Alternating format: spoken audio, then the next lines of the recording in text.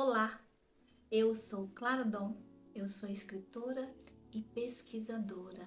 Eu atuo com pesquisas teóricas e de campo sobre a mente na infância e na adolescência, numa perspectiva preventiva à drogadição, aos transtornos mentais e ao suicídio. E hoje eu vim falar com vocês um pouquinho sobre o que é o sofrimento psíquico na adolescência. Não é verdade? O que leva, uma pessoa ao suicídio? O que leva o jovem à drogadição? E o que pode aí desencadear transtornos mentais? Viver é um processo mental muito doloroso, não é verdade? Viver dói e crescer dói mais ainda. E nós não podemos julgar as pessoas que buscam de alguma maneira um recurso para se livrar da sua dor de existir. Nós nascemos na angústia, sabia? Quando nós nascemos, nós vivemos o pior momento de angústia. Quando nós estamos no ventre de nossa mãe, nós estamos no paraíso. Ali onde tudo que nós precisamos é suprido, é onde temos tudo que precisamos. Temos o alimento, Estamos protegidos do frio, nós não temos medo, nós temos ali tudo o que necessitamos sem nenhum esforço. E quando nós nascemos, nós somos expulsos desse paraíso e nós vamos passar a vida inteira buscando formas de preencher esse vazio. E nessa busca para preencher esse vazio, nós vamos buscar muitas vezes escolhas erradas, escolhas destrutivas e autodestrutivas, não é? Por isso, às vezes, a gente fica se sentindo como não pertencendo a um lugar. É como se todo mundo tivesse feliz, mas a gente não sente feliz, a gente não sente não pertencer, parece que a gente veio de outro lugar e é um vazio que nunca se preenche. E esse vazio é a saudade do paraíso, Daquele paraíso que fomos expulsos no momento em que nascemos. E no momento em que nascemos, o que acontece, A gente leva logo um tapinha e já começa a chorar e descobre o frio, a fome, o medo, E a gente se vê sozinho no mundo e despregado ali, desconectado da única referência que nós tínhamos, que era a nossa mãe. Então ali nasce o vazio. E esse vazio nós levamos por toda a vida. E há momentos em que esse vazio, ele se exaspera, Ele cresce, esse vazio vai ficando imenso, porque o nosso cérebro, que está em desenvolvimento, como por exemplo, quando chega a adolescência, Todo mundo diz assim que adolescente é aborrecente, mas não é verdade. Não é aborrecência, é adoecência, porque entramos ali quando fazemos 12 anos, na fase mais difícil, a maior fase do cérebro humano e a mais difícil, tá? Vamos chegar ali aos 12 anos e essa fase vai durar até os 27, o nosso cérebro em franco desenvolvimento, tá?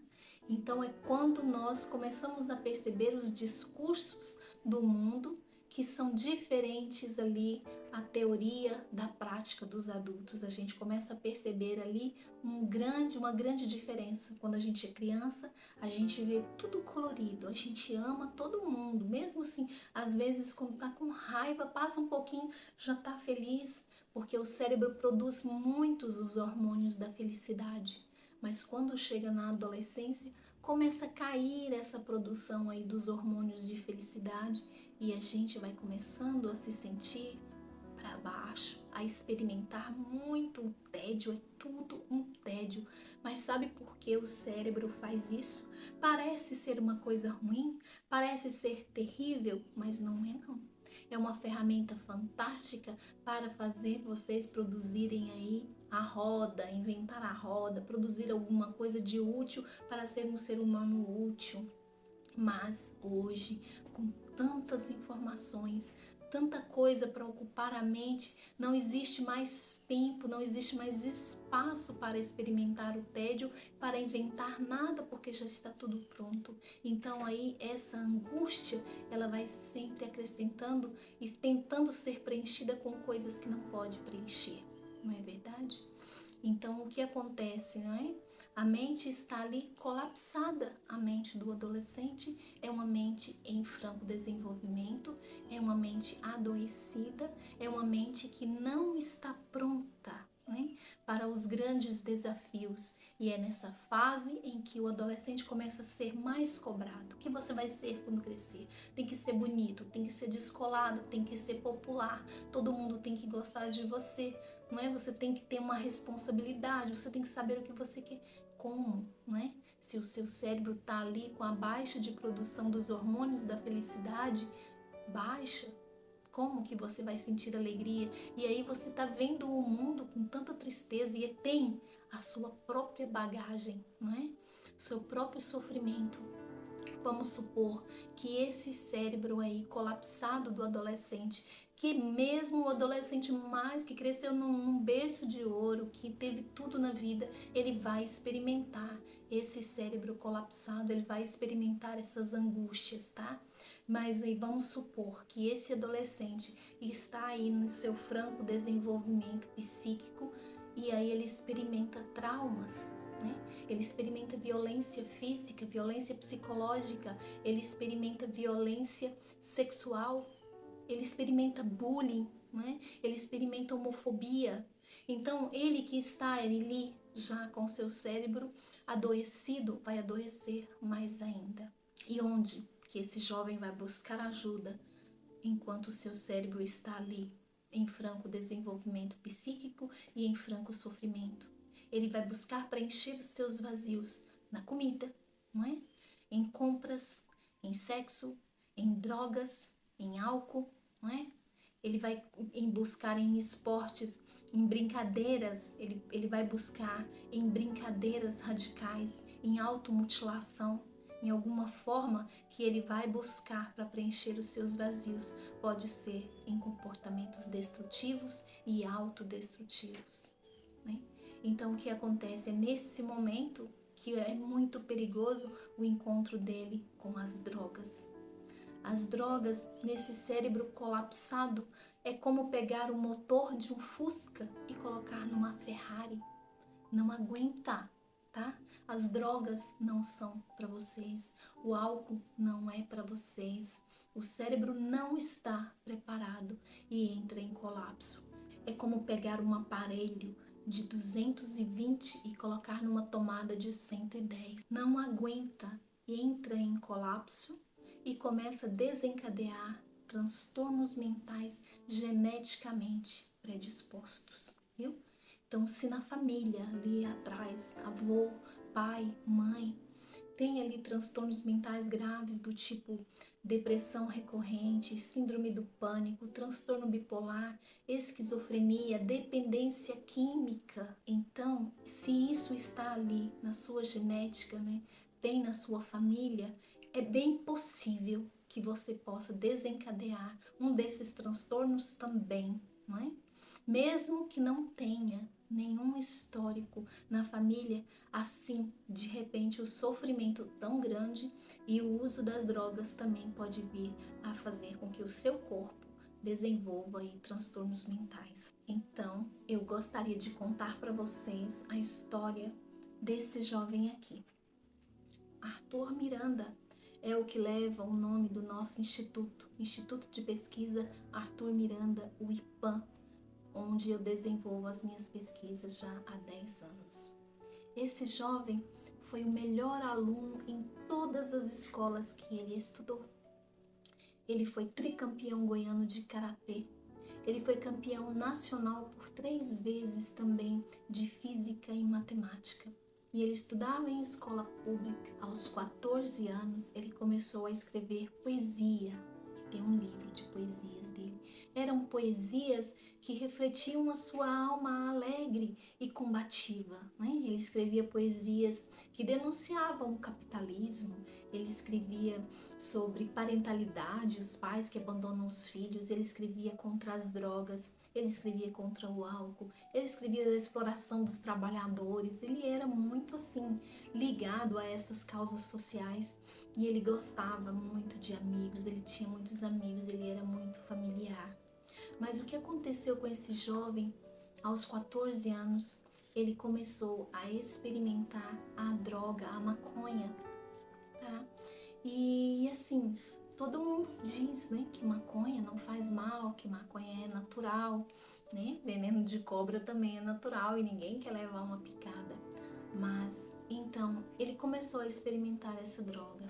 Só que ele não sabia da predisposição genética que ele tinha para transtornos mentais graves, né?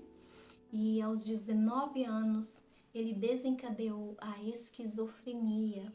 Ele tinha acabado de passar no vestibular na Universidade Estadual para arquitetura. E ele também tinha acabado de se alistar na aeronáutica. O sonho dele era ser arquiteto da aeronáutica. Mas aí ele desencadeou a esquizofrenia, concomitante com o uso da cannabis, maconha. Ele começou a ouvir vozes, ele começou a ter visões de pessoas sem cabeça. E essas vozes eram muito agressivas e diziam para ele: se mate, se mate. Ele precisou ser internado, né? Ele foi internado e ficou um mês internado. Foi quando ele escreveu esse livro. Nesse livro, No Jardim de Ervas Daninhas, Pague para Entrar, Reze para Sair, é onde ele conta a sua experiência com a drogadição e a esquizofrenia. Ele narra a sua experiência. Então ele ficou um mês internado, fez todo o tratamento. A psiquiatra disse que o diagnóstico era esquizofrenia concomitante com o uso de maconha, com risco iminente de suicídio, porque as vozes falavam para ele se matar. Mas durante esse mês que ele ficou aí em tratamento, ele conseguiu ficar livre das vozes e começou ali um trabalho muito forte para não usar drogas novamente, porque a psiquiatra disse para ele: você nunca mais vai poder usar drogas, você nunca mais vai poder usar maconha. A maconha é a droga que mais desencadeia a esquizofrenia em indivíduos geneticamente predispostos.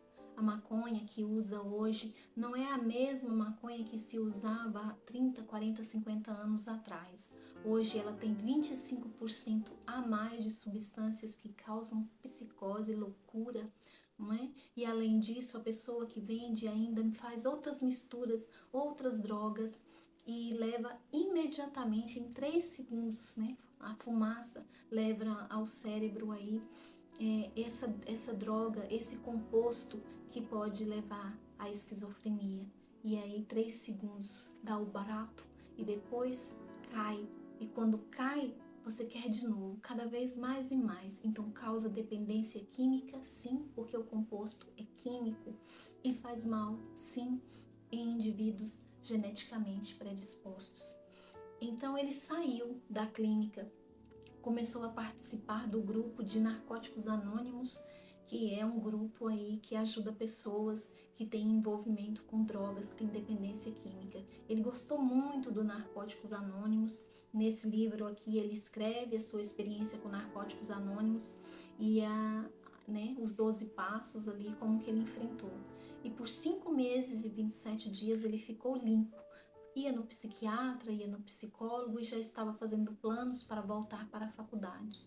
Mas ele resolveu, no dia 26 de junho de 2013, que é o dia do aniversário dele, e por uma coincidência do destino, não sei como, né? Esse dia também é o Dia Mundial de Combate ao Uso e ao Tráfico de Drogas. Ele nasceu nesse dia. E nesse dia, em 2013, ele decidiu desafiar o que a psiquiatra disse sobre ser a maconha que causava o transtorno mental, que fazia ele ouvir as vozes. E ele resolveu usar a droga outra vez, né? E imediatamente as vozes já voltaram e voltou com muita força, né? Dessa vez ele ficou muito violento, ele ficou agressivo consigo mesmo, ele ficou agressivo com as pessoas em casa.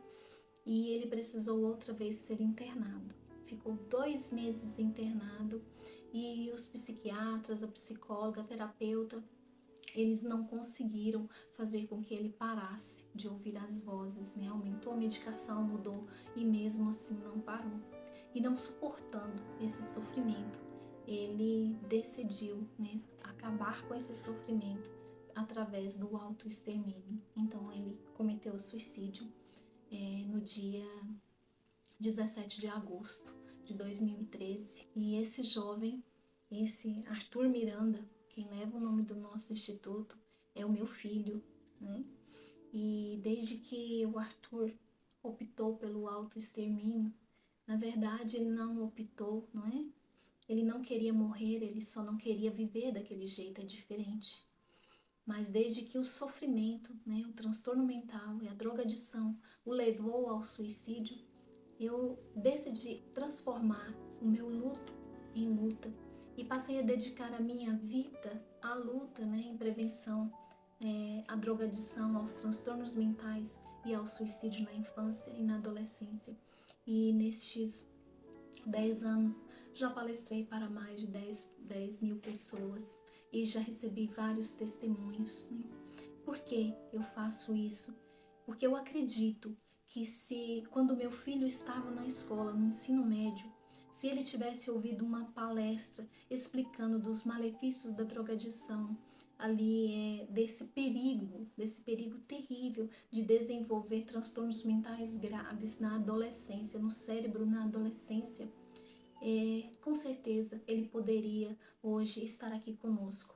É verdade que a esquizofrenia poderia desenvolver-se, desencadear por outros motivos, um trauma grave, um luto, por exemplo, mas também é verdade que ele poderia estar aqui hoje, desenvolvendo a sua inteligência, vivendo a sua vida plenamente, se ele nunca tivesse experimentado as drogas.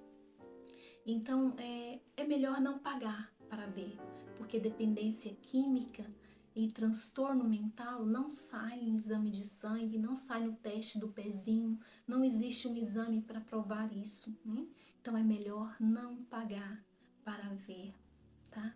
Mas como então, Clara, preencher os vazios, preencher a angústia nascida com a vida? Como aí, né, passar por a adolescência, que é a fase mais difícil, a maior fase mais sofrida do cérebro, sem esses recursos da drogadição? Bom, a minha sugestão, e que ela deu certo e dá certo com muitos jovens, é buscar o preenchimento desses vazios na arte, né? Se você gosta de pintar, se você gosta de desenhar, de dançar, de cantar, e nos esportes. Nos esportes, você pode fazer todos os esportes que você gostar, se é futebol, não é? Se é luta, a luta é muito interessante para tirar a nossa raiva latente. O adolescente tem muita raiva, então fazer artes marciais é um excelente esporte para neutralizar esses pontos negativos. Então pratica esporte, pratica arte, divirta-se, né? Envolva-se com atividades que trazem alegria.